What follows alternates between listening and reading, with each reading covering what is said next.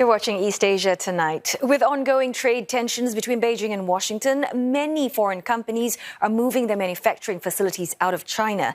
And Malaysia is benefiting from this exodus as these companies set up production hubs in other countries known as China Plus One. As Melissa Go finds out, reports geopolitical friction and competition are driving multi-billion-dollar investment decisions. Malaysia is said to be in a sweet spot. It has a 50-year head start in semiconductor manufacturing since US chip giant Intel set up its plant in the northern state of Penang. The existing ecosystem, in particular Penang and adjacent Kulim Kedah, is a magnet for tech companies seeking to de-risk amid intense rivalries between the US and China over cutting-edge technologies. Many semiconductor electric vehicle companies have been relocating to Southeast Asia to bypass trade restrictions and strengthen their supply chains. We are friendly to both China and the United States, and because of the trade war between them, we become a very suitable conduit to balance the trade war between these two countries, where I have mentioned that China, and not only China, actually European countries are also relocating to Malaysia because they want to export their product to China. Prime Minister Anwar Ibrahim, who's been travelling overseas, has been on a charm offensive to woo high-tech investments.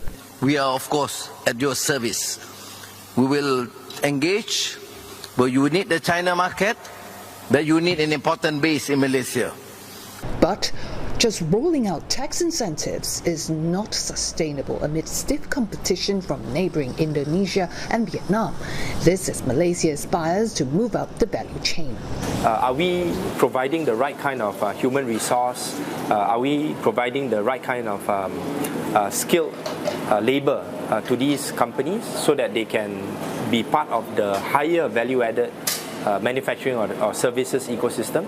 And I think this is a challenge that many companies face. On top of that, Malaysia is said to be facing constraints in its local supply chains.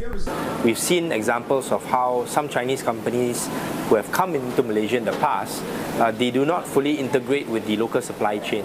And what this means is that the local SMEs in Malaysia and other companies, they are not able to benefit from the FDI coming into Malaysia. Since 2021, Malaysia has seen a steady increase in foreign direct investment in its tech sector.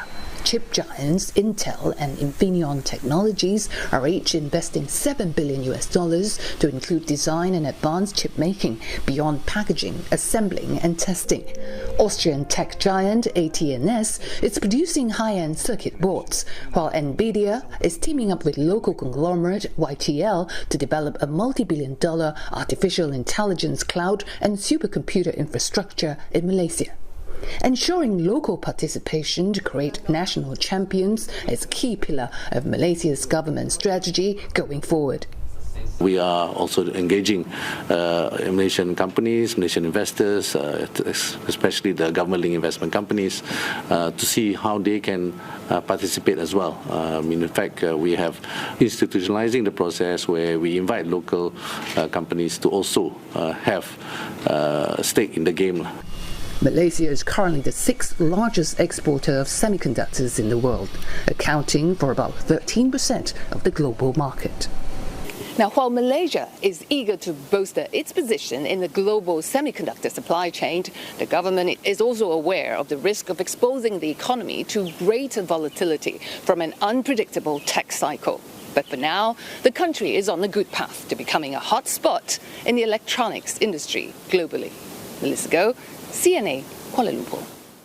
Once again, joining in the discussion, Professor Seijiro Takeshita from the University of Shizuoka and our senior correspondent Michio Ishida in Tokyo.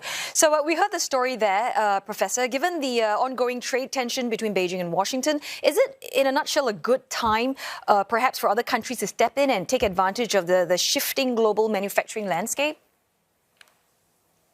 Well, partly that could be an opportunity for many countries or many companies if you consider the fact that there is always going to be a mismatch between the product itself and the localization factors, which, as you just reported, human resource management included.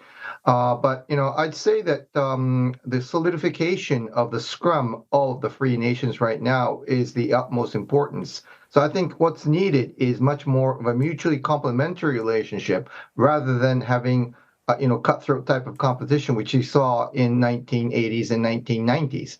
But that said, yes, it does pose an opportunity. And certainly, I think there are many countries that are trying to basically nudge in the framework of this, semiconductor, I would say, battle that we're seeing between the United States and China.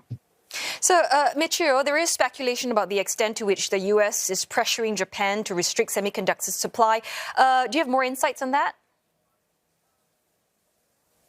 Well, Prime Minister Fumio Kishida and U.S. President Joe Biden last week in a joint statement pledged to work together in the areas of semiconductors, AI research. So openly, it sounds like there's no pressure from the U.S. to Japan. But Japan will certainly be entangled in this U.S.-China affairs. For Japan, U.S. is an important partner, but so is China. Prime Minister Kishida has called for cooperation with China on areas of common interest, in particular in the business arena. So in the recent diplomatic blue book, Japan mentioned is eager to promote a mutual beneficial strategic ties. The Japanese government has not actually commented on U.S. pressure, but Japanese companies are likely to be cautious. All right. Well, thanks so very much, Professor Sojiro and Michio Ishida there, speaking to us from Tokyo for this in-depth discussion.